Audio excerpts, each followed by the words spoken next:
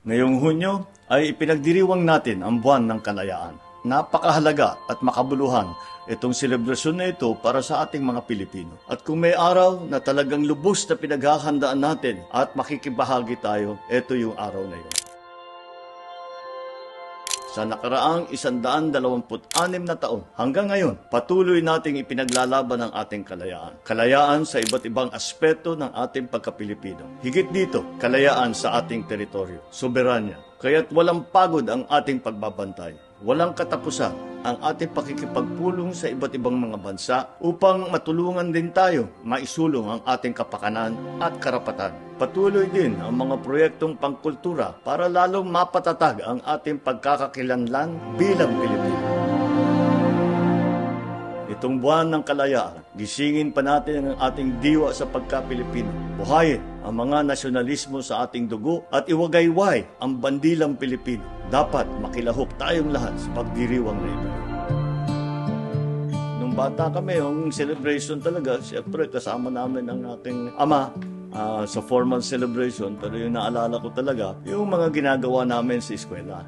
At siyempre, nag-aaral kami tungkol sa Independence Day, tungkol sa Araw ng Kalayaan. At gumagawa kami ng mga programa, nagtutula kami para maipaalala sa amin at matutunan namin kung ano ba talaga ang naging kasaysayan ng Pilipinas. Unang-una ay dapat ipakita natin at iwagayway natin ang ating katawat para maalala din natin at lahat na makakita ang buhay ng Pilipino at ang kasaysayan ng Pilipino.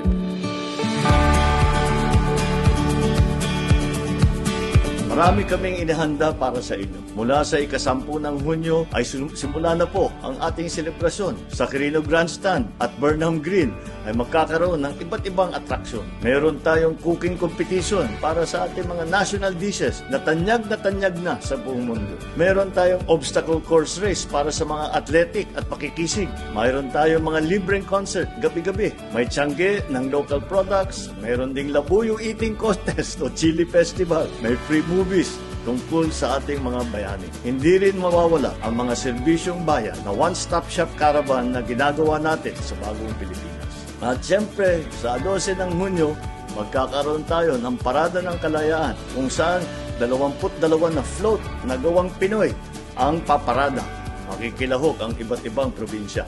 At siyempre, dahil mainit at pantropiko ang panahon, magkakaroon ng concert na libre ang grupong Bini sa gabi ng June 12 pagkatapos ng parada. Kaya samahan nyo kami. Dalhin ang inyong pamilya, ang inyong mga kaibigan, at higit sa lahat, ang inyong pagka-Pilipino. At makilahok sa selebrasyon ng ating ika-126 na araw ng kalayaan. Mabuhay ang bagong Pilipinas. Mabuhay ang Republika ng Pilipinas.